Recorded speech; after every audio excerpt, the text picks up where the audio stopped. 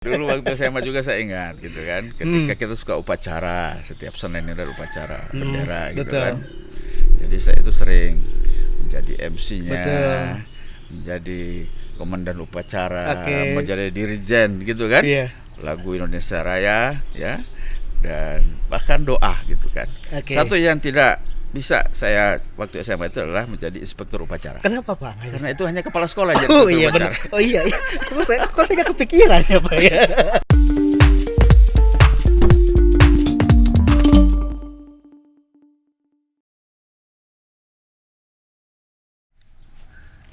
Assalamualaikum warahmatullahi wabarakatuh. Selamat datang lagi di Fox Pop Podcast. Gimana kabarnya sobat Fox Pop?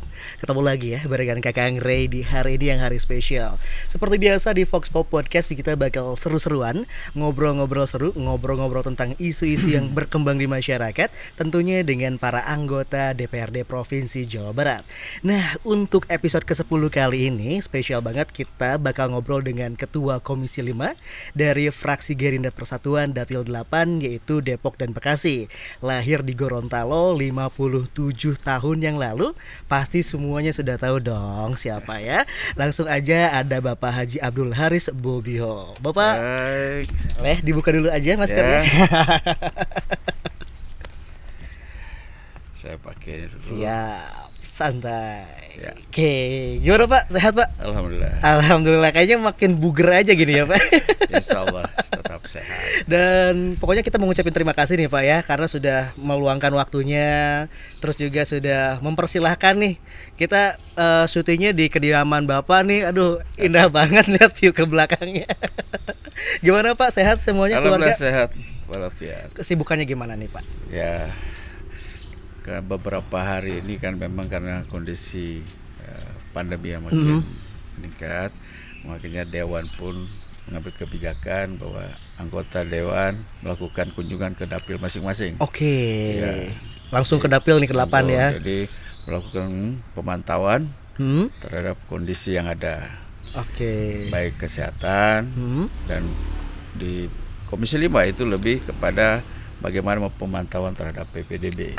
Sekarang ini lagi ramai-ramainya ya. Ya. Oke, tapi sebelum kita ngobrolin jauh Pak tentang PPDB ataupun tentang Komisi 5, terus juga dengan kegiatan Bapak di Komisi 5 sebagai ketua, ada satu program ataupun segmen nih di Fox Pop. Ya. Itu adalah ciri khasnya Pak, yaitu Gitu. fun fact Pak. Oh, Fakta-fakta silakan. seru tentang Bapak. Oh, baik. Ada 3 nih Pak, jadi Bapak nanti boleh diklarifikasi aja.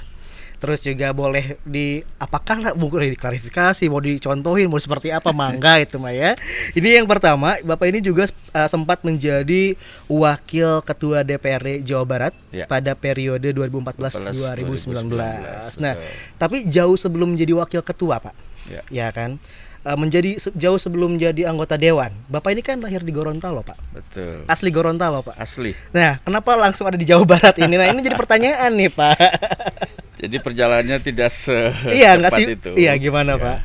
Saya memang lahir di Gorontalo tahun 1963. Kemudian pada kelas 2 SD saya mengikut orang tua ke Manado. Oh, ke Manado. Jadi Bapak hijrah ke Manado karena dapat tugas. Waktu itu masih, ya kalau sekarang kan pendidikan ya. Dulu Dikbud, Pendidikan dan Kebudayaan. Oke, sekarang Dikbud. kan Kementerian Pendidikan. Saya kelas 2 SD itu pindah ke Manado. Oke. Kemudian sampai selesai SD, SMP sampai selesai SMA Di Manado tuh. Ya, jadi masuk di SMP 1 Manado, SMP Negeri 1, sampai SMA Negeri 1 Manado. Betul. Lulus tahun 82. Oke, 82 dulu beres tuh SMA tuh di Manado. Selesai baru orang tahu ke Jakarta. Oh, ke Jakarta dulu. Ya. Jadi perjalanannya jauh ya. Merantau ke Jakarta. Ikut organisasi sambil kemudian kuliah gitu kan. Beres selesai. Kuliah ya, namanya anak perantau ya, kita kuliah sambil cari-cari rezeki lah. sampingan Sampingan gitu. lah, cari uang buat makan Ya, mungkin ya. Betul. Jadi kita sambil kerja kemudian alhamdulillah kemudian mulai tahun 2002 itu saya mulai masuk di politik. Politik 2002. Ya, 2002. Oke. Berarti udah lama banget agak tuh ya. serius gitu. Itu pas masuk ke politik itu basicnya apa? Maksudnya landasan pemikirannya masuk politik kenapa tuh Pak? Begini, pada dasarnya kan karena saya suka organisasi, suka ngumpul, suka diskusi dan lain sebagainya. Kemudian berteman-teman dengan beberapa sahabat saya yang juga memang politisi. Maka kemudian saya sepertinya melihat bahwasanya kelihatannya enak juga nih. Gitu. Masuk politik nih. Politik aktif ya? Aktif, bukan. Jadi politik praktis. Politik praktis ya. Karena selama ini kan kita juga hanya mengkritisi dan sebagainya ketika betul. jadi mahasiswa.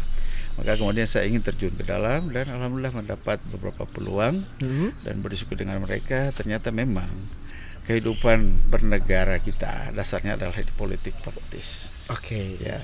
Dasarnya sebenarnya. Dasar betul. Bernegara ini kan memang diamanatkan bahwa politik itu politik praktis ini partai-partai itulah yang mengatur negara ini harusnya gitu. Bagaimana mulai pemilihan daripada waktu itu kan masih bupati, wali gubernur, wali kota, dan kemudian sampai presiden. Itu kan yang mempelopori, yang mensponsori dan yang mendukung itulah dari partai politik. Saya kira ini menarik bagi saya karena ternyata memang politik praktis itu banyak melakukan kegiatan untuk hajat hidup orang banyak lewat ketatanegaraan. Jadi basicnya ke sana, latar belakangnya sana, backgroundnya ke sana. Dan akhirnya sampai 2014 menjadi wakil ketua. Jadi sebelum masuk ke Gerindra itu ada beberapa partai yang saya sempat masuk gitu kan. Sempat masuk partai-partai yang lain. Mulai dari pertama dulu dengan Partai Bintang Reformasi dengan almarhum Pak Zainuddin MZ. Zainuddin MZ betul. Kemudian selesai itu saya juga memang salah satu pendiri partai itu memang saya. Bekerja dengan teman-teman itu. Mantap juga nih Bapak ya. Kemudian PBR selesai. Kemudian pada tahun 2007 itu saya bertemu dengan sahabat lama sebenarnya Pak Fadli juga waktu di PBR saya sering ketemu juga dengan mereka dan kita berdiskusi bagaimana kalau membentuk suatu partai. Mantap. Yang bentuk jadi sekarang ini ya Pak ya. Jadi Gerindra inilah. Jadi Gerindra inilah ya. Jadi ini langsung ketemu suhunya langsung gitu ya. Saya juga alhamdulillah sebagai pendiri ya. Nah, jadi kita mengatakan bahwa karena saya dulu punya pengalaman mendirikan partai reformasi, maka saya lebih mudah untuk bagaimana kerja di partai. Dan sudah paham jalannya kemana ya, trik-triknya, pengertian hukum dan HAM waktu itu, kemudian bagaimana dengan KPU, ya alhamdulillah punya pengalaman sedikit. Dan saat jadi wakil ketua, nah pada saat menjadi wakil ketua tantangan terberat Bapak itu seperti apa sih Pak menjadi wakil ketua DPRD Pak? Ya ini luar biasa jabatannya, begitu saya jadi anggota DPRD provinsi, ternyata langsung jadi jadi pimpinan ya Pak. Saya kira tantangan yang lebih besar adalah bagaimana memang memanfaatkan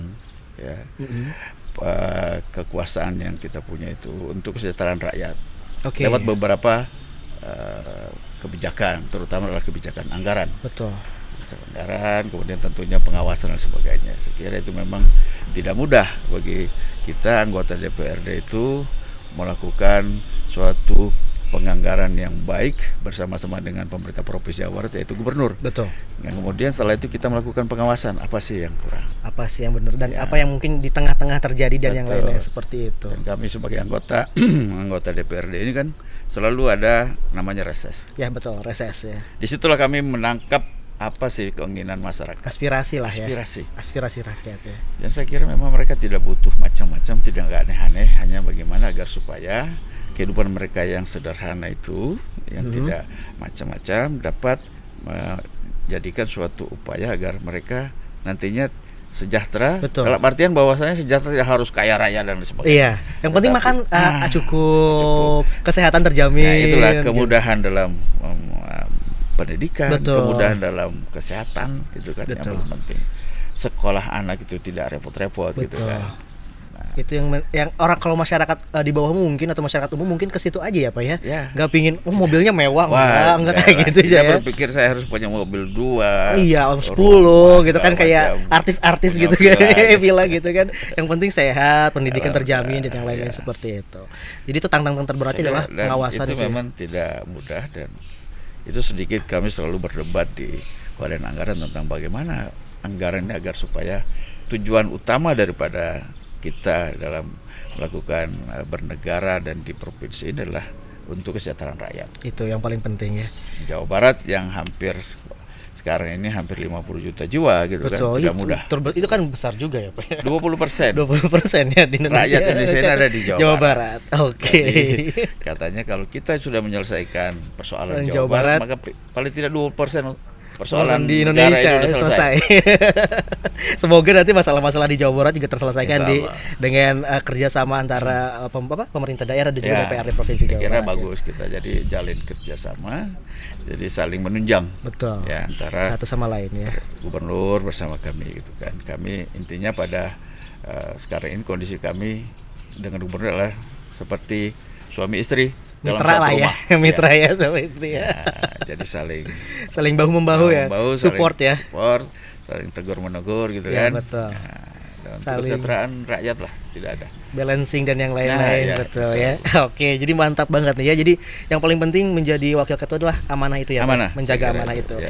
Dan yang kedua, fakta kedua ini adalah Bapak ternyata piawai untuk mengonsep dan membawa sebuah acara. Katanya sering jadi MC, Pak. Jadi ini benar-benar suhu nih ya, Ray ya. Itu benar Pak, gimana Pak? Jadi ketika berpartai ya waktu itu memang saya jadi kepala sekretariat partai di PBR maupun di Gerindra. Betul. Ketika melakukan acara-acara kita nyari-nyari siapa ya jadi MC ya. Tapi karena saya udah sering sebelum masuk partai pun di organisasi, di kampung kan, di RT RW gitu kan. Kalau acaranya sering lah tampil sebagai pembawa acara. Ya. Boleh tuh Pak bawa acara ini Vox Pop? Oh boleh juga. Boleh juga. Tawarin. Coba deh openingnya aja gitu Pak, openingnya Pak. Siapa tahu nanti langsung digayat gitu. Oh gitu ya, boleh. Ya, boleh ya? Boleh ya, langsung Pak. Assalamualaikum warahmatullahi wabarakatuh, sahabat-sahabat Vox Pop ya. Dan pada siang hari ini kita bersama-sama dengan pembicara kita yang sudah kita undang dan piawai dalam hal berpolitik dan lain sebagainya. Nah kita akan coba mengungkap bagaimana sebenarnya latar belakang daripada tokoh ini, dan kemudian kita akan juga bagaimana meminta beliau untuk ke depan bagaimana agar supaya Provinsi Jawa Barat ini lebih baik lagi. Wih mantap. Selamat menikmati. Itu langsung loh ya. Itu nggak ada briefingan loh ya. Jadi ini fakta yang kedua ini benar-benar udah nggak usah diraguin lagi ya. Alhamdulillah ya. Ya tidak profesional tapi bukan kata nggak profesional Pak. Itu juga udah sekali. Silakan Pak langsung bret gitu ya. Kan kalau saya kan di konsep dulu nih apa yang harus diomongin. Dulu waktu SMA juga saya ingat gitu kan. Ketika kita suka upacara setiap Senin ada upacara bendera gitu kan. Jadi saya itu sering menjadi MC-nya, menjadi komandan upacara, menjadi dirjen gitu kan. Lagu Indonesia Raya ya, dan bahkan doa gitu kan. Satu yang tidak bisa saya waktu SMA itu adalah menjadi inspektur upacara. Kenapa Pak? Karena itu hanya kepala sekolah jadi upacara. Oh iya. Kok saya nggak kepikiran ya Pak ya? Nggak boleh. Bener ya. Jadi pembina upacara nggak bisa. Nggak boleh. Nggak bisa bener ya. Tidak bisa. Iya bener. Jadi baru itu. Kepikiran saya. Iya bener juga ya. Oh iya jadi semua pernah digarap sama Pak Inspektur ya. Tapi sekarang udah jadi anggota dewan, pernah dong jadi inspektur upacara? Pernah. Saya diundang beberapa kali acara di Bogor itu. Di Kiai Haji Ahmad Dahlan yayasannya itu menjadi inspektur upacara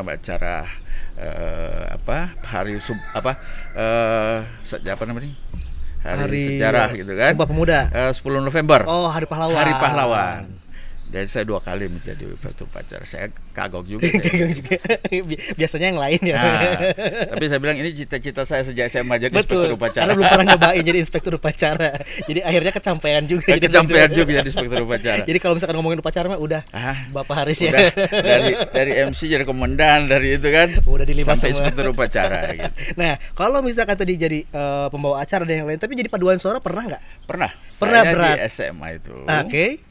Di SMA Negeri 1 Manado, saya itu masuk di tim kesenian. Tahun 80 kami ke Jakarta, utusan provinsi. Waktu itu masih provinsi Sulawesi Utara ya. Betul. Gorontalo dan Sulawesi itu masih gabung.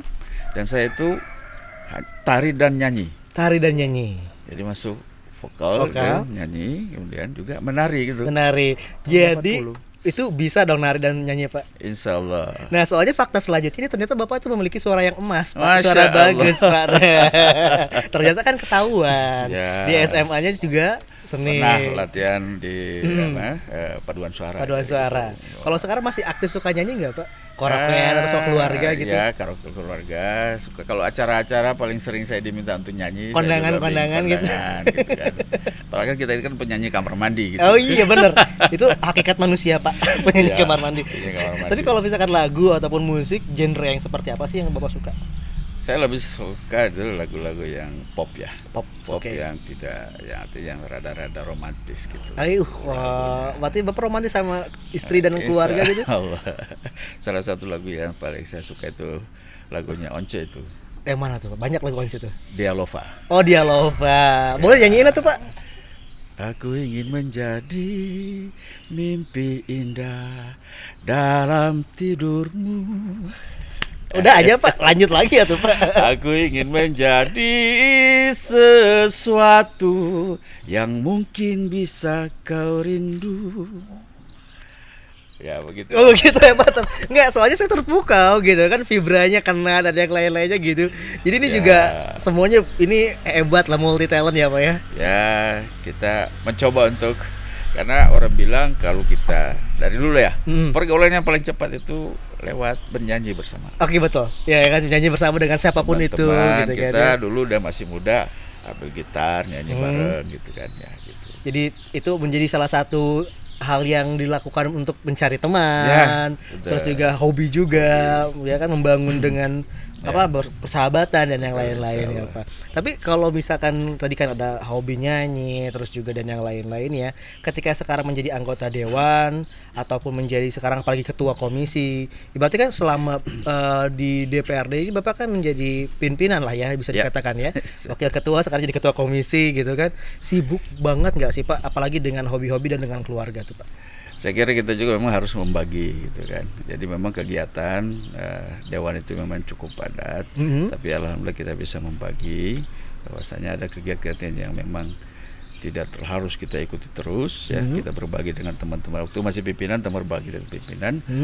Di komisi juga seperti itu, dan saya berusaha tetap bahwasanya tetap ini dengan keluarga harus terjalin ya, harus erat lah ya. Nah, apalagi sekarang saya udah punya 1 orang cucu. Nah itu kan lagi gemes-gemesnya gitu ya. Paling tidak orang sudah bilang teh udah jadi aki-akinya. Tapi nggak kelihatan Pak. Serius Pak gitu ya. Dan insya Allah mohon doa, mungkin bulan depan udah akan lahir cucu yang kedua. Alhamdulillah, amin. Insya Allah semoga lancar ya Pak ya. Oke, jadi harus cara untuk menjalin dengan keluarga itu seperti apa Pak? Biasanya trik-trik khusus dari Bapak lah. Saya kira pertama memang kalau ada kita sering makan bersama. Oke, makan bersama. Tapi saya cenderung kita itu makannya itu di rumah. Oke, jadi nggak di luar. Ya, itu aja sekali-sekali. Tapi kita cenderung makan di rumah dengan hidangan yang ciri khas kita sendiri. Oke. Yang kita pengen sendiri kan. Oke, yang masak sendiri gitu, gitu kan. Alhamdulillah istri juga bisa memasak dengan baik. Pasti hebat kalau misalkan Bapak sering di rumah, berarti istrinya hebat masak ya Pak ya. Oh ya. Alhamdulillah ya. Alhamdulillah gitu kan. Oke, tadi kan itu sudah menggambarkan tentang apa ya, keluarga sejahtera versi Bapak ya. Bagaimana makan di rumah sendiri ataupun juga berkumpul dengan keluarga. Nah, kita berbicara tentang kesejahteraan masyarakat di Jawa Barat yang tadi Bapak sebutkan tentang pendidikan, tentang kesehatan, dan hari ini yang lagi ramai itu tadi Bapak singgung pada awal-awal itu adalah PPDB itu. Ya. Nah, sekarang kalau secara garis besar dari Komisi 5 sebagai ketua Komisi 5 ini monitoring tentang pelaksanaan PPDB ini seperti apa untuk tahun 2021 nih Pak? Ya. Pertama kami sudah melakukan sebelum PPDB dibuka, kami rapat dengan Kepala Dinas Pendidikan untuk menanyakan kepada mereka tentang persiapan. Oke. Karena pengalaman kami yang dulu waktu memang saya belum di Komisi 5 pada tahun-tahun lalu itu ada kendala. Oke. Di masalah teknis. Sangat teknis. Waktu itu server kita agak sedikit terganggu karena memang kemampuan server yang terbatas. Betul. Waktu itu. Jadi kemudian kami minta ini agar segera kita minta detail. Alhamdulillah kemarin itu sudah disampaikan bahwasanya sudah ada penggantian dari untuk server itu diperkuat ya memorinya agar supaya ketika orang masuk mendaftar itu tidak terjadi error. Tidak down lah ya, Ya, ya tidak nggak hang down. lah ya gitu. Alhamdulillah itu terbukti kemarin ketika mulai dibuka dan alhamdulillah lancar dengan Oke. baik. Kemudian yang kedua adalah kendala-kendala teknis lapangan orang-orang tua gitu. Oke. Tidak semua kan punya internet, tidak Itu semua, betul. gitu kan. Makanya kemudian bagaimana kebijakan dari dinas ya bekerja sama dengan para baik camat dan Iya. sebagainya atau kepala sekolah. Kita kan punya dinas di provinsi, punya kepala cabang dinas Ya, kepala cabang di beberapa wilayah. Ada 13 Ya, wilayah betul, kita 13 bagi. wilayah. Nah, mereka bertugas itu memantau. Betul. Dan ketika ada yang mau mendaftar tanpa ada dukungan internet online, bahkan komputer mungkin nggak punya, Iya, betul. HP, maka mereka kita ajak untuk datang ke sekolah yang dituju. Oke. Mereka betul. mendaftar situ langsung Secara luring ya. langsung, bukan offline tapi mereka online, tapi kita yang menyediakan Oke, menyediakan komputernya. internetnya, perangkatnya, dan mereka Betul. mengisi sendiri data gitu. Oke. Ya, jadi bukan offline tapi tetap online. Karena juga saya pernah lihat juga di salah satu wilayah di luar Jawa Barat ya Pak ya, itu kan terjadi penumpukan. Ya, Itu betul. penumpukan karena mungkin secara daring tidak maksimal, Ya. dan juga masyarakat tadi Bapak sebutkan juga ada yang punya internet ataupun Ya. bahkan tidak punya komputer, Tidak punya ya kan. Akhirnya menumpuk, apalagi kan kondisi sekarang Covid ya Pak. Ya. Itulah. Itu yang menjadi permasalahan. Tapi untuk 2021 ini alhamdulillah ya. Jadi memang hanya beberapa wilayah pedalaman yang kita seperti itu, tapi secara umum sudah baik dan terbukti kemarin waktu jalur yang pertama tahap satu sudah berjalan dengan baik dan sudah ada pendaftaran ulang yang sudah, saya kira ini hal prestasi yang cukup baik yang kami juga mengapresiasi Kepala Dinas Pendidikan beserta staf yang telah begitu luar biasa. Oke. Jadi kerjasamanya benar-benar dari atas sampai bawah bawah. tuh langsung dari KCD ya. Betul, sampai KCD itu langsung sampai dikerahkan ya. KCD kepada kepala sekolah yang Kepala ada sekolah di wilayah gitu. dia. Gitu. Karena kebetulan juga Pak, saya seorang guru juga Pak ya. Masya Allah. Di SMK juga. Jadi memang kita mengalami kesulitan-kesulitan itu, apalagi kan di daerah gitu ya. Jadi mengalami kesulitan-kesulitan yang ketika apalagi menjadi permasalahan selanjutnya adalah kan ada tagline tuh sekolah di mana saja. Ya. Nah, jadi kan ada juga beberapa siswa bahkan orang tua sendiri yang masih pilih-pilih sekolah Pak. Nah, itulah yang mau kita sampaikan kepada masyarakat. Artinya pemerintah Provinsi Jawa Barat bersama kami lewat Kepala Dinas Pendidikan berupaya agar supaya sekolah ini memang sama. Pertama, bahwasanya sarana prasarana itu kita siapkan secara sama. Secara merata. Betul. Jadi kemudian yang kedua ternyata tentang tenaga guru yang juga kita siapkan secara baik. Jadi tidak ada pilihan bahwa ini nanti sekolah favorit Ya, harus itu. cari guru yang bagus. Betul, kan? itu. Ini ya udah, bahkan itu kita samakan. Betul. Ada kebutuhan apa tetap kita penuhi gitu. Betul. Artinya kita katakan bahwasanya sudahlah, jangan kita memilih karena ini favorit. Betul. Sehingga Akhirnya itu ada yang cuma tertinggal. itu memang kesalahan kita juga dari awal. Ya itu mungkin jadi apa ya? Jadi efek domino ya Pak ya. Dulu Gitu kita kan? mengatakan oh ini SMA ini adalah SMA favorit. Nah, jadi orang tua mau aja ke sana Iya terus. betul gitu akhirnya. Yang pusing kan kita dewan ini. Iya, gimana caranya nih ya? Bapak kan dewan, masa nggak bisa masukin anak di sekolah? Aduh, itu Masya banyak Allah, banget ya, karena seperti yang itu. mungkin karena stigmanya tentang sekolah favorit. Ya. Akhirnya dengan cara-cara yang mungkin bisa dikatakan kan gitu. tidak melihat gitu kan ya. Dan itu seperti itu masih banyak juga yang terjadi gitu. Makanya kita sampaikan jangan masyarakat, ayo kita gunakan semua sekolah itu sama. Sama ya. Bahkan kalau kita melihat jangan juga membuat SMK itulah pilihan yang kedua Kedua, pilihan betul. terakhir atau karena udah nggak ada pilihan. Gak ada pilihan, akhirnya ke situ aja deh gitu ya. Tetapi bahwa perlu diketahui SMK ini di Jawa Barat udah luar biasa. Betul. Kami begitu upaya mendorong agar supaya fasilitas di SMK itu dapat luar biasa dan tentunya SMK itu lebih praktek. Gitu. Betul. Praktek banyak. Dan kerjasama dengan lakukan, dan alhamdulillah banyak siswa SMK itu yang juga dikirim ke luar negeri. Betul. Mereka begitu lulus SMK sudah siap kerja. Betul. Di tata boganya, di pariwisatanya, di teknik dan lain sebagainya. Dan alhamdulillah ini saya kira lebih bagus kita ke SMK itu untuk agar supaya ketika lulus tidak menjadi pengangguran. Karena sudah punya skill-skill yang lain gitu ya gitu. Dan SMK pun kan bisa meneruskan ke perguruan tinggi. Betul. Jadi tidak ada masalah gitu kan. Sebenarnya bisa terbuka lebih luas sebenarnya. Lebih luas. Dan ketika pengalaman kami tiap tahun ke tahun itu selalu SMK itu masih ketika selesai pendaftaran tahap 1, tahap 2 selalu masih ada kursi yang kosong. Nah itu karena ini juga menurut data juga hampir 50% ya. Sisanya. Nah, ini kita himbau aja silakan gitu. Ya. Tidak ada, itu bagus. Betul. Karena saya sudah meninjau beberapa SMK, ya, baik di Depok maupun di Bekasi, dan alhamdulillah. Bahkan kerjasama mereka banyak perusahaan yang langsung datang ke mereka untuk meminta siswa langsung itu. ya. Udah ada kerjasama MOU dengan beberapa perusahaan. Betul. Bahkan ada MOU perusahaan-perusahaan itu begitu mereka lulus dikirim ke Jepang. Oke. Nah tadinya kan bingung orang begitu, sekarang para guru itu menampilkan alumni yang sudah ke Jepang. Betul. Bicara dengan orang tua, alhamdulillah sekarang luar akhirnya biasa. Mungkin tertarik akhirnya ya. Tapi kalau untuk wilayah-wilayah tertentu mungkin itu mungkin bisa diterapkan ya Pak ya. Karena ada juga mungkin wilayah-wilayah, beberapa wilayah di Jawa Barat yang mungkin yang bisa dikatakan melek terhadap pendidikan itu masih kurang. Gitu. Ya kan masih ada yang beres SMP udahlah, apalagi perempuan udah nikah aja.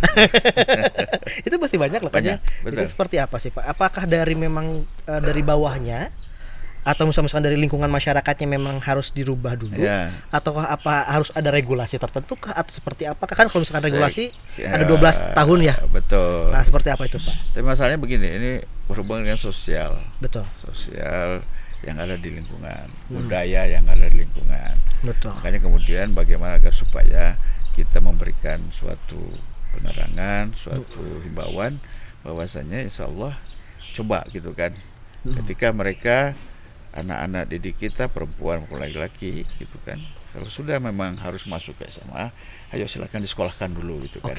Betul. Makanya kemudian kita berupaya terus bahwasanya biaya sekolah itu kalau bisa memang tidak ada biaya yang timbul. Gratis. Betul. Harus gratis karena kadang-kadang mereka ngapain saya sekolahkan anak, ini susah, saya nggak punya uang. Nah itu. Apalagi kan kalau di daerah yang kampung-kampung misalnya, udah ada perempuan pasti ke dapur lagi. Udah yang laki suruh ke sawah aja lah. Suruh ke sawah aja, terusin toko atau apa gitu kan. Nah ini kita akan coba bicara terus dengan pemerintah kabupaten setempat untuk memberikan penerangan yang jelas bahwa anak-anak ini, generasi muda ini harus pintar. Harus pintar, dan karena tantangan ke depan itu makin berat. Apalagi dengan industri 4.0 dan yang lain-lain itu kan semakin ini ya. Kita berbicara lagi terhadap PPDB ya Pak ya. Untuk tahap 1 kan sudah selesai nih ya. Dan dari 177.000 kuota ternyata masih ada tersisa 40.000 nih yang belum keterima Pak. Apakah nanti ini akan diskemakan ke tahap 2 seperti itu? Jadi kan 2 tahap ini. Tahap pertama itu 50%. 50% dari jumlah kursi yang ada. Betul. Kemudian tahap kedua juga 50%. Nah, kalau belum ada yang terisi, memang akan dimasukkan kepada tahap kedua. Dengan juga memperhatikan beberapa prestasi yang ada di zonasi tersebut. Nah, disesuaikan dengan prestasinya juga seperti apa gitu. Dan kita juga melihat bahwasanya mohon kepada masyarakat juga jangan begitu lihat zonasi buru-buru pindah gitu kan. Itu SMA. Itu pernah kejadian Pak. Kontrak di sana pindah ke. Itu pernah kejadian karena jujur saya juga kan suka ngebantu, maksudnya dalam artian administrasi ya Pak ya. Untuk teman-teman ataupun siswa-siswa yang di SMP untuk ke SMA. Ada kejadian lucu ketika orang tuanya pindah ke Jakarta Pak. Orang tua pindah ke Jakarta, terus kakaknya pindah ke Jakarta, tapi anaknya stay di Bandung. Itu kita pada saat ngebantu bingung Pak untuk masalah zonasi seperti apa. Jadi akhirnya diswastakan seperti itulah. Jadi maksudnya udah ke swasta aja karena orang tuanya akhirnya memilih untuk swasta aja padahal potensial anak bagus gitu. Kita mulai makanya karena terlalu pemikiran kita itu terlalu terokupasi dengan ini sekolah favorit. Itu Pak. Saya harus ke situ gitu kan. Kadang-kadang siswa juga nggak begitu, tapi orang tua ini yang punya keinginan. Itu rata-rata orang tua yang menggebu-gebu. Orang tua yang punya keinginan sehingga dia urus lah anak itu pindah ke dekat sekolah favorit. Makanya kita ingat sekarang semua sekolah itu sama. Betul. Tidak ada lagi favorit. Karena kebutuhan sekolah, fasilitas gitu kan kita siapkan semua insya Allah. Oke. Nah, Pemerintah mengenai sekolah sama semua merata, Ya. itu kebijakan apa sih Pak yang akan bisa, kita kan orang awam nih ya. Ya. Ibaratkan saya adalah orang awam yang nggak tahu apa-apa sih tentang sekolah itu sama aja.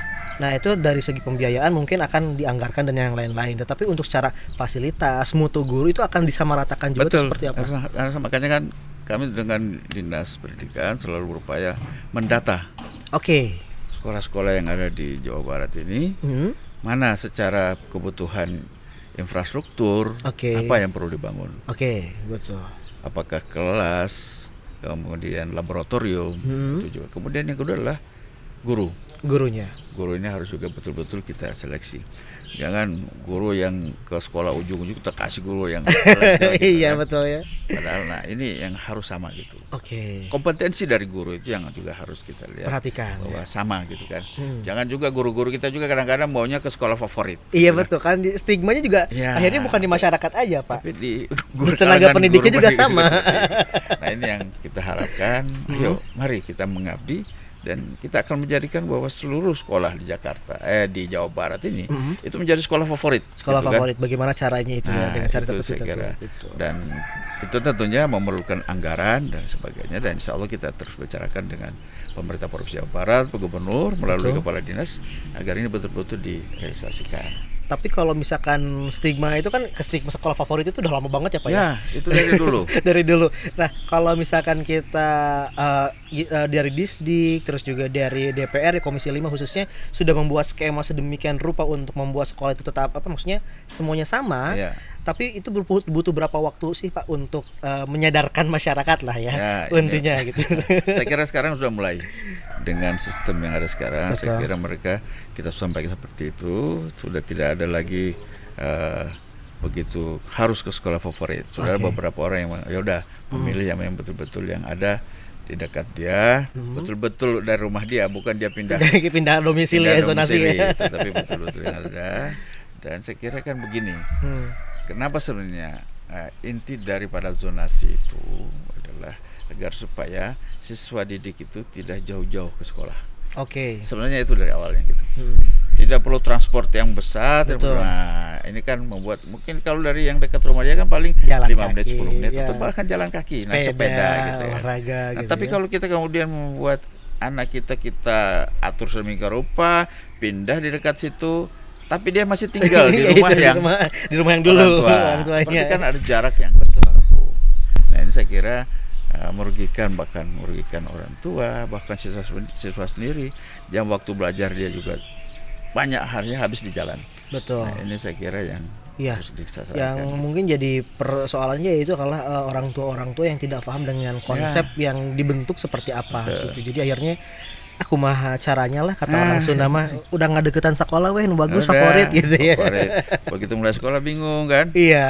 Anaknya harus naik angkot tiap hari. Iya, betul kan? Gak naik angkot, pusing naik angkot, minta motor, Iya. sepeda motor gitu kan? Iya betul, belum uang jajan, Bunga bensin aja dan yang sebagainya. lain. Nah ini kan menimbulkan biaya yang besar. Ekstrim lagi ada loh Pak yang nitip kakak Pak. Nah itu, jadi maksudnya zonasi itu adalah agar supaya siswa itu dekat dengan sekolahnya, Betul. secara fisik gitu kan, Oke.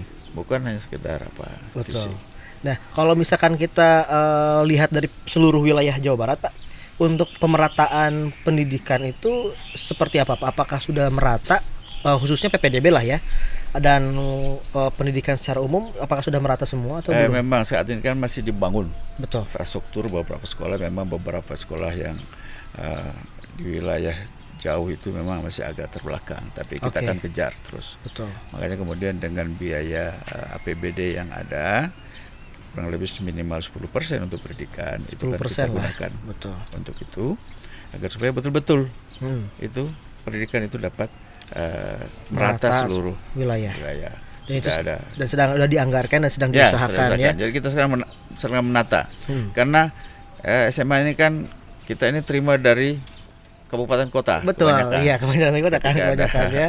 keputusan undang-undang kita terima, kita melihat bahwa banyak kondisi sekolah yang kurang bagus, Betul. tapi banyak juga yang sudah bagus gitu. Iya, gitu. Nah ini yang perlu Diperhatikan ya. Tadi Betul. katanya harus sama rata semuanya, berarti Ya. kita harus membuat standarisasi Standarisasi yang ada. untuk sekolah yang baik itu seperti apa dan yang lain seperti itu. Jadi bukan hanya dari fasilitas tapi juga dari mutu gurunya, ya. terus juga mutu dari yang lain-lainnya juga Ya. harus diperhatikan juga. Wah, ini ngobrol sama pakarnya langsung nih.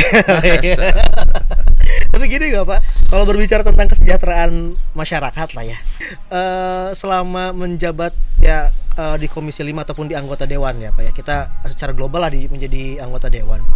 Pernah nggak sih Pak ngerasain apa ya, bukan jenuh tapi merasa aduh nggak bisa ngebahagiain semua orang tuh, seperti kan mungkin punya beban sendiri lah ya Pak. Benar. Pernah nggak ngerasain kayak gitu Pak? Itu sering kita ketika kita melakukan reses itu, ya reses pertama minta masyarakat minta udah kita penuhi, ternyata begitu kedua masih ada lagi kebutuhannya. Masih ada lagi kebutuhan. Makanya kita mengatakan bahwasanya ternyata memang kebutuhan masyarakat itu cukup banyak. Betul.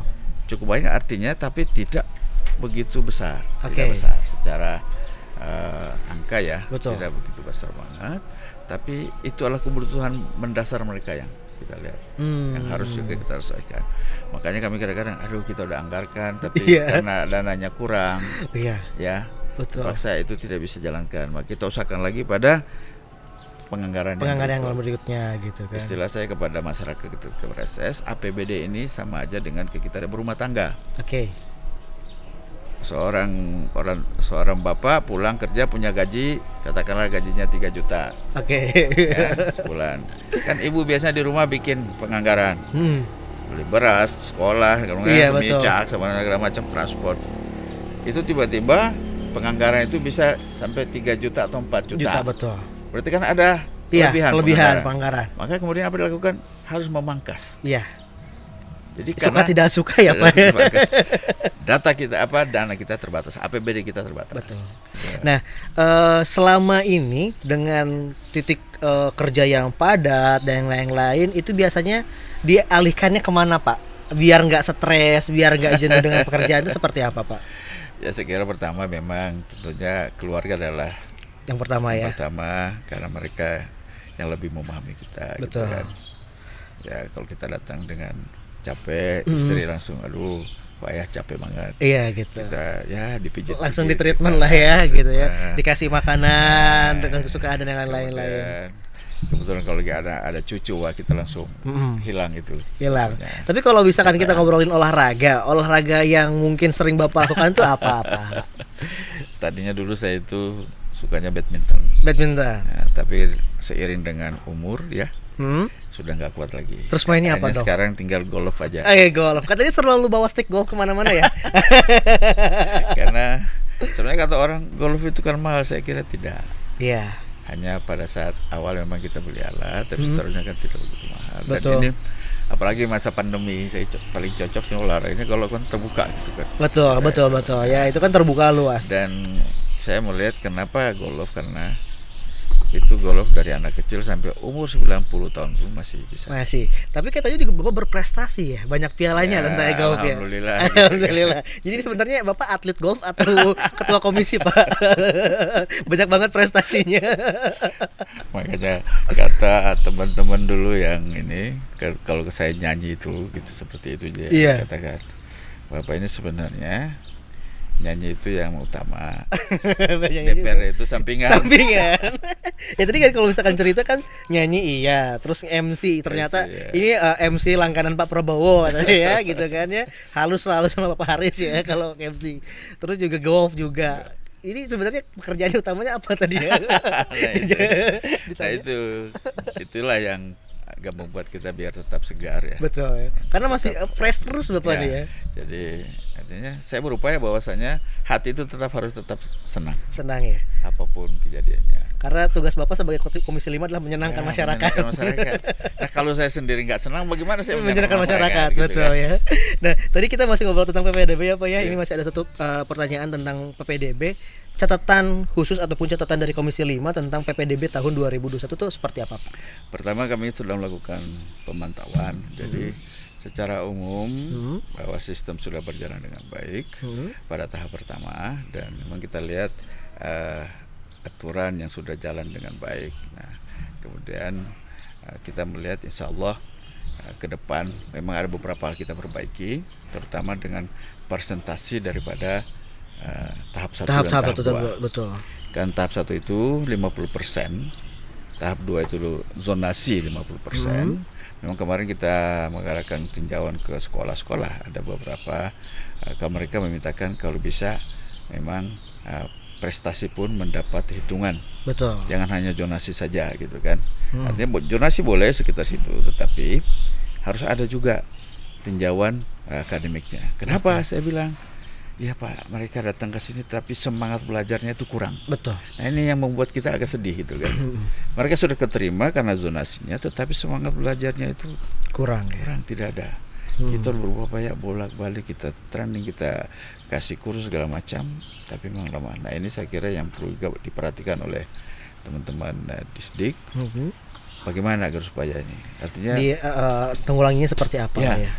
Jangan hanya zonasi saja. Betul. Tapi kan ada memang katakanlah dia sekilo lebih dari rumah itu, Betul. dari sekolah, tapi dia punya prestasi yang baik. Tapi karena tidak masuk, jadi dia tidak dalam lingkup zonasinya agak jauh, maka dia tidak masuk sekolah. Betul. Padahal akademisnya bagus. Betul, ya pernah kejadian juga beberapa siswa karena gitu. Jadi dia itu adalah di wilayah yang tidak dekat dengan sekolah, Pak. Padahal kalau misalkan dulu zamannya waktu itu pakai NEM ya, belum ada Covid ya. Itu nilainya rata-rata 9. Tapi dia nggak masuk kemana-mana. Akhirnya ya udah. Gitu kan, gitu seperti itu, permasalahan seperti makanya itu. Kita coba tinjau bagaimana apakah prestasi itu kita tingkatkan kemudian zonasi kita kurang atau dengan zonasi tetap, tapi kita juga meninjau melihat akademisnya, nilai akademisnya seperti kan. Jangan hanya sekedar zonasi saja. Betul. Ini keluhan dari guru. Betul ya, yang saya rasakan juga Pak.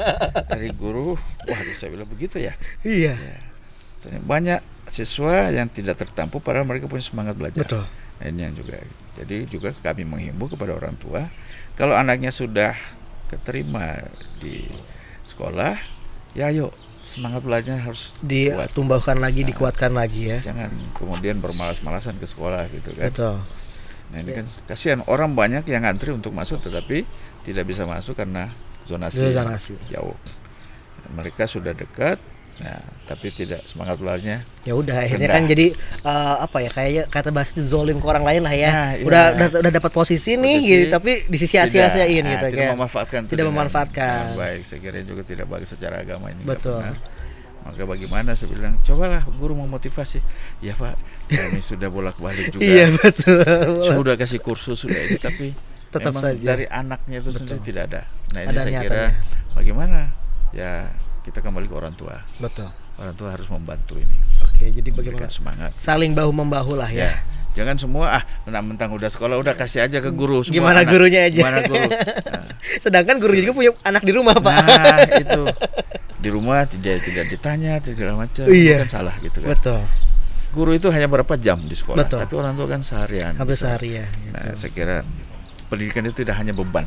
Betul. Oleh sekolah, beban guru, tapi beban semuanya kita semua, betul. Terutama orang tua gitu kan. Betul.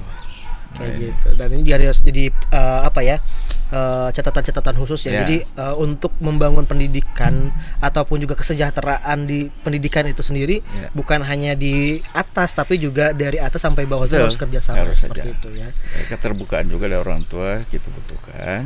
Artinya kalau memang ada kekurangan siswa, tolong sampaikan kepada pihak guru, pihak sekolah, agar supaya pihak sekolah pun tahu bagaimana mentreatment, bagaimana agar supaya ini bisa dibangkitkan semangatnya. Jangan hanya dibiarin aja ya kan urusan sekolah itu urusan gue lah. Masa bodoh gue lah. Ini kan nggak bisa begitu. Betul. Anak-anak siapa ya gitu kan. Nah, itu menjadi catatan. Tapi begitu anaknya nilainya jelek, guru yang disalahin. Gitu ya. Serba salah ya. Ayolah kita sama-sama membangun pendidikan ini dengan baik. Apalagi untuk Jawa Barat tadi ya gitu. Nah tadi kita udah ngobrol panjang lebar Pak dengan PPDB. Otomatis kan PPDB itu adalah gerbang Pak. Betul. Untuk menuju pendidikan ataupun sekolah lah ya. Sekarang kan hampir setahun setengah ini kita sudah online Pak. Sudah terlihat kejenuhan di mana-mana Pak. Sudah terlihat kejenuhan di beberapa aspek dari sekolahnya, siswanya, gurunya dan bahkan orang tuanya tadi Bapak sempat sampaikan di sebelum acara kan. Nah, sudah ada nih hawar-hawar ataupun juga rencana tentang PTM, bahkan sudah ada simulasi kan? Iya. Nah, tapi dengan kondisi Covid yang sekarang semakin tinggi, Pak, PTM bagaimana nasibnya? Ya, kami sebenarnya dengan Disdik sudah berkoordinasi dan Disdik melalui KCD Betul. tempat telah melakukan uji coba Oke. tatap muka, pendidikan tatap muka terhadap siswa, dan yang sudah berjalan beberapa tempat.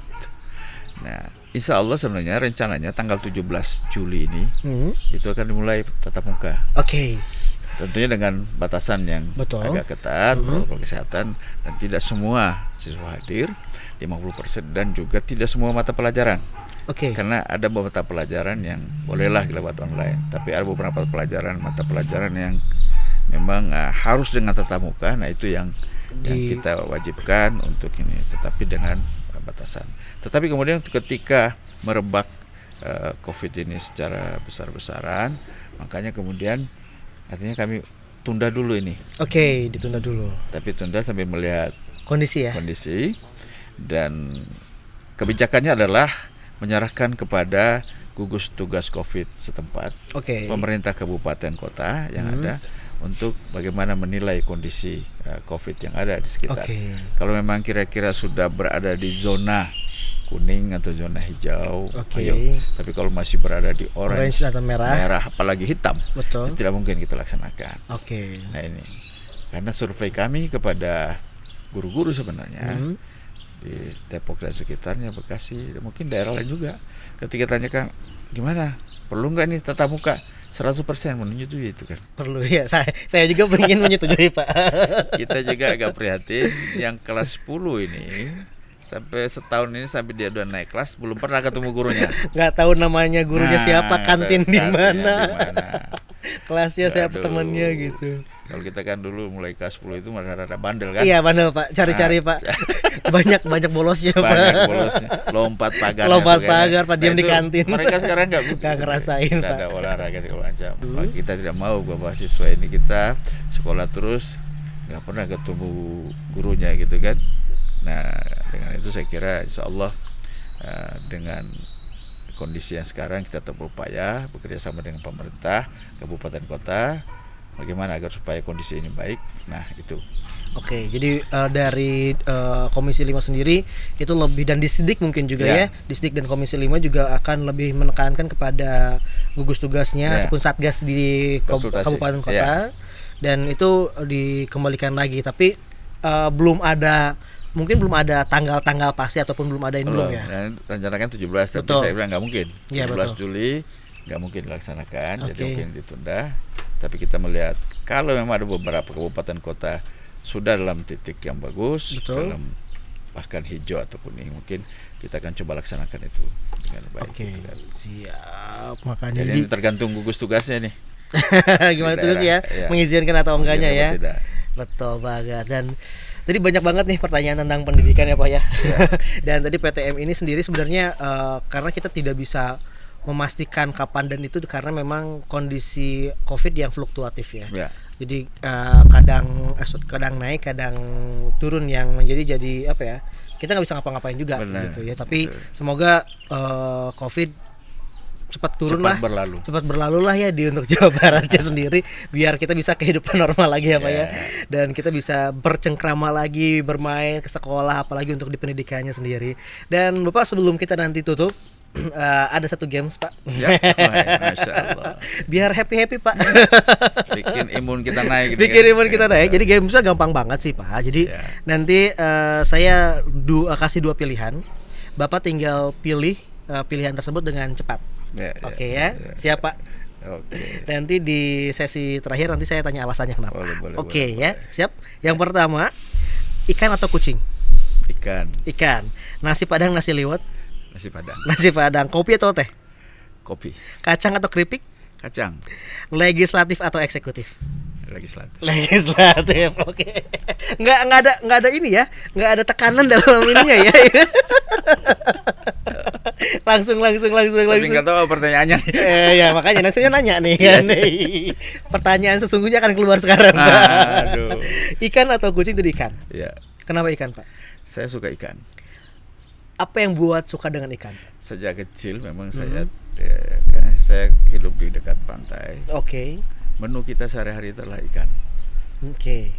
Makanya saya katakan orang Gorontalo itu, Manado, Sulawesi lah umumnya, itu selalu ikan bakar. menunya ikan. Oke. Dulu kecil saya tidak kenal tempe, tidak kenal tahu gitu. Menu tahunya ikan doang. Ikan. Jadi tahunya ikan. Jadi kadang-kadang istri saya dari dulu, kenapa ikan? Ya ikan goreng apa bakar. Terus sayurnya apa? Kangkung. Kangkung. Jadi ketika saya disuguhin, makan dong sayur, saya bilang apa? Ini sayur apalah, dibikin asam, sayur apa nah gitu. Wah, ini bukan sayur, saya bilang. Bukan sayur ini. Loh, emang apa? Kalau bagi saya sayur itulah kangkung. Kangkung. Itu Ikan. kalau misalkan ikan ini Bapak memelihara nggak sih Pak? Saya kalau di rumah memang ada memelihara ikan, Hmm. ya, ikan setengah-setengah koi lah gitu. Setengah-setengah koi yang seperti apa Pak? Ya, mesti blasteran. Blasteran, campuran. Kok campuran? Koi itu kan mahal betul. Betul. Jadi saya kira kita jangan membuang-buang juga. Iya. Dan saya ada di depan ada Hmm. kolam ikan. Jadi saya memang rumah juga selalu bercita-cita punya ikan. Dulu punya akuarium. akuarium. Ketika tidak punya halaman, saya akuarium aja. Bikin akuarium, yang penting ada ikannya. Ada ikannya. Sekarang ada halaman, Halaman, ya ada sedikit lah. kolam lah ya. Kolam ikan. Buat itu menghilangkan Stres juga. ya, sambil di pagi-pagi kasih gitu ya, makan, kasih makan gitu ya. Ya, insya Allah. Gitu. Semoga berkah terus ya untuk ikannya ya.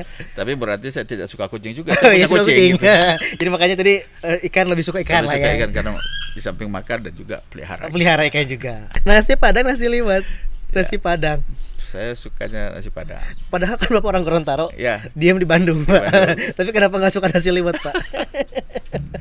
Apa rasanya yang saya masih masih. rada manis-manis. Tapi kalau misalkan untuk makanan Sunda masuk nggak, Pak? Masih. Yang penting yang pedas buat saya. Oh gitu. Jangan yang manis gitu kan. Oke. Makanya saya tidak begitu suka namanya semur.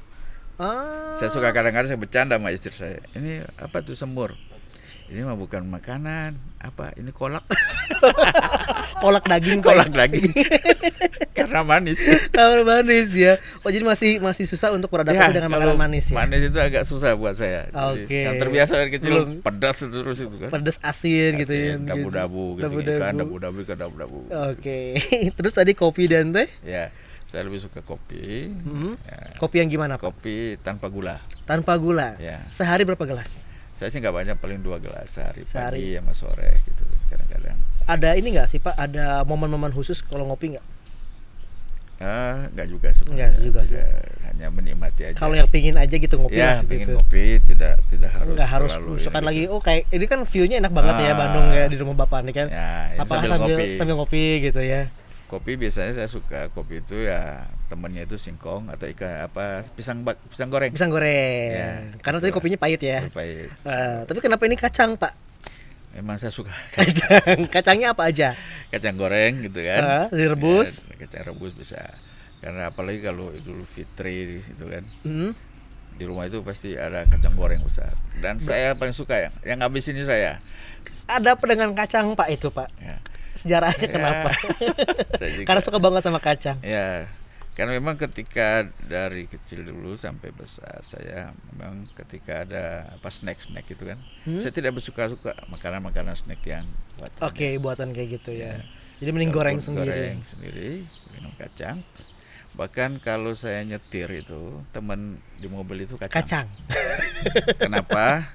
Karena ketika ngantuk dikit makan kacang. Oke, sambil ngunyah. Jadi nyetir juga nggak ngantuk. Sambil ngantuk ya. Sampai pernah ponakan saya di samping dia nanya, kok karena dia ada ponakan dari istri jadi manggilnya saya Pak D. Pak D.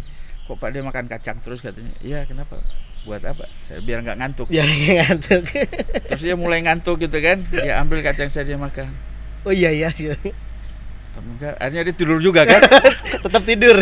Terus dia bilang, kok nggak ngaruh saya?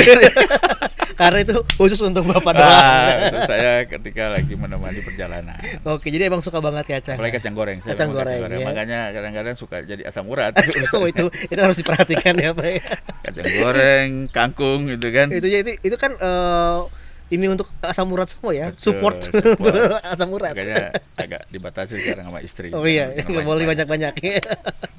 Tadi pertanyaan terakhir eksekutif legislatif. Ya, saya lebih cenderung kepada legislatif dari awal. Makanya beberapa waktu lalu ditawarin untuk jadi eksekutif. Saya bilang enggak. Kenapa legislatif? Karena kita lebih bisa langsung bersentuhan dengan masyarakat secara langsung. Dan kebijakan kita itu kita bisa lakukan bersama dengan masyarakat. Gitu Masyarakat kan. langsung ya. Eksekutif memang secara ini, tapi ya terlalu formal, saya nggak begitu terlalu suka. Oh gitu ya. Terlalu suka. Tapi kalau misalkan legislatif nih, mau sih di Jawa Barat atau langsung ke sana Senayan? Insya Allah saya masih tetap punya keinginan, kelihatannya karena Jawa Barat memang masih perlu ya untuk ke depan masyarakat. Saya lebih cenderung ke Jawa Barat. Gitu Jawa kan. Barat, oke. Memang diminta untuk RI. Tapi saya tetap, kalaupun harus dipaksa RI, tetap minta di Dapil Jawa Barat. Dapil Jawa Barat, betul. Kalau bagi saya Jawa Barat ini adalah luar biasa, ya. Betul. Luar biasa gitu, punya potensi yang luar biasa, potensi alam, potensi sumber daya yang luar biasa, dan orang Sunda itu someyah ya. Someyah, betul. Betul, someyah. Bagi saya itu yang luar biasa ketika saya pertama kali masuk di Bandung, luar biasa gitu kan. Karena tamahan gitu kan. Nah ini, dan ya itu memang tidak bisa saya dapat di tempat lain, bahkan di tempat asal saya sendiri. di kampung Gorontalo ya. Makanya mereka saya bingung, saya bilang di sana berapa kali minta untuk jadi eksekutif, saya bilang janganlah. Jangan, tetap legislatif aja. Saya bilang silakan aja. Yang lain aja. Karena jiwa saya, budaya saya kelihatan sudah berbeda dengan yang asal saya. Jadi saya akan agak sulit lagi untuk beradaptasi. Pusing lagi lah ya. Bapak, ini obrolan yang sangat seru banget untuk hari ini ya Bapak ya, karena dari tadi kita ngobrol sebelum sampai jeda, kita ngobrol banyak banget ilmu juga, apalagi saya seorang tenaga pendidik juga, langsung bisa ngobrol sama ketua komisi 5 juga, jadi serasa curhat gitu Pak. Serasa curhat seperti ini, dan pokoknya kita berdoa untuk COVID segera berakhir ya Pak ya, dan gitu. Semoga pendidikan di Indonesia khususnya di Jawa Barat lebih baik lagi ke depannya gitu ya. Makanya kebetulan di Komisi 5 ini ada pendidikan dan kesehatan. Jadi kita juga minta kepada Dinas Kesehatan bagaimana agar supaya vaksinasi dapat berjalan dengan baik. Betul. Karena itu syarat khusus juga ya untuk tatap muka itu kan. Kemarin saya meninjau di persiapan di Bekasi di Stadion Patriot. Hari ini dilaksanakan vaksinasi massal untuk 25 orang. 25 orang. Saya kira ini langkah-langkah awal kita agar supaya kan hubungannya itu nanti tatap muka semua itu ya. Kita semoga berharap vaksin selesai, kita tatap muka, COVID menurun ya. Bapak, sebelum kita tutup ya, saya mau nanya sesuatu Pak. Menggambarkan kondisi Indonesia ataupun Jawa Barat sekarang dengan judul lagu yang pas apa Pak? Ayo Pak. Kalau misalkan Jawa Barat dengan ataupun Indonesia tentang COVID, menurut Bapak lagu yang pas, lagunya apa ya Pak ya? Judul lagunya apa ya Pak ya? Sebenarnya kalau lagu COVID saya juga punya lagu itu. Apa di tuh? YouTube juga ada. Oh ada, boleh dong dinyanyiin Pak sebagai closing hari ini Pak. Cuma harus itu ya. Harus itu ya? Ya kan pengen tahu Pak. Kita buka YouTube-nya gitu kan. Bapak langsung live aja nyanyi Pak. Liriknya aja gitu. Liriknya ada. Di situ menggambarkan tentang teknik para petugas medis ya. Oke. Di sini kau pahlawan kemanusiaan, kau yang paling terdepan, berani majukan dirimu sendiri demi rakyat di negeri ini. Ayo bersatu melawan virus berbahaya. Mari buktikan kepada dunia, Indonesia bisa melawan corona. Oke. Itu karangan Bapak sendiri? Bukan, ini karangan Bona Paputungan. Oke. Sahabat saya. Sahabat. Yang dulu mungkin dia mengarang lagu Gayus Tambunan. Dia memang pengarang lagu. Pengarang lagu khusus ya lah. Lagu dia diminta saya untuk bernyanyi. Oke. Dan itu saya coba nyanyikan dan alhamdulillah gitu kan. Itu dicek di YouTube ada ya? Ada lah, boleh ya. Dan itu direkamannya bukan dengan alatnya begini. Iya, tapi direkam di kamar saya pakai bantal dengan HP. Oke. Tapi jadilah ya Pak ya. Jadi itu memberikan semangat untuk para nakes-nakes di sana. Di sana kemudian di situ pesan-pesannya juga, ayo jaga jarak, jangan sampai bersentuhan. Gitu. Jadi prokes itu dijabarkan di situ juga ya. Yes. Oke, dan semoga itu jadi penambah semangat juga ya untuk para masyarakat, apalagi untuk para nakes-nakes. Dan Bapak, kita minta satu kalimat penutup mungkin untuk Vox Pop Podcast semuanya di rumah, sahabat-sahabat Vox Pop, terkait tentang kondisi sekarang, terkait tentang pendidikan, itu silakan Bang Pak. Baik, sahabat-sahabat Vox Pop di manapun berada. Pertama tentunya dengan kondisi pandemi sekarang ini, mari kita tetap berupaya untuk melaksanakan protokol kesehatan dengan ketat. Karena semakin lama kita melihat kondisi yang terpositif ini, bahkan rumah sakit sudah kewalahan. Ini harus kita tetap jaga. Silakan melakukan aktivitas tetapi dengan protokol kesehatan yang baik. Kemudian tentunya lewat pendidikan yang kita punya, tadi saya sampaikan dari awal bahwasanya ayo semangat belajar itu harus tetap tumbuh dari kita semua. Karena nantinya ke depan anak-anak kita dalam 2025 mendatang, pertama mereka akan menjadi pemimpin-pemimpin bangsa pada yang akan datang. Menjadi politisi, menjadi eksekutif, karena tahun emas itulah tahun 2045. Tapi kalau kita lengah, kita tidak punya pendidikan yang kuat, maka kita akan menjadi penonton di negeri kita sendiri. Ayo, mari dengan pendidikan yang baik, tentunya kita harus memperkuat. Kita harus menjadi betul-betul mempunyai kekuatan pendidikan, ilmu yang baik agar supaya kita tidak menjadi penonton di rumah sendiri. Dan insya Allah ke depan sebagai generasi muda yang punya talenta yang baik, kami mengharapkan bahwasanya teman-teman generasi muda ini mulai dari sekarang belajar. Ayo, jangan sia-siakan kesempatan muda. Nanti kalau sudah tua, kayak kami ini tidak banyak lagi kesempatan untuk belajar. Oke. Generasi muda ini harus belajar terus. Makanya kemudian kami hanya bisa sekarang ini memberikan sarana, prasarana, kebutuhan, ya, infrastruktur yang baik agar supaya generasi muda yang akan datang itu betul-betul menjadi generasi yang piawai, yang kuat dan siap itu menantang segala apapun dan siap menjadikan Indonesia ini lebih sejahtera, terutama menjadikan Jawa Barat sebagai provinsi, sebagai suatu upaya kita agar supaya sejahtera, ya. Betul. Dan tetap sumeh. Gitu, nah, tetap sumeh. Jangan kemudian kita jauh daripada pendidikan. Betul. Pendidikan dan kesehatanlah hal yang sangat berdekatan, dan itu akan menjadikan kesejahteraan kita ke depan. Oke, amin ya. Semoga kesejahteraan di Jawa Barat di tahun-tahun selanjutnya itu semakin meningkat, dan juga semakin baik.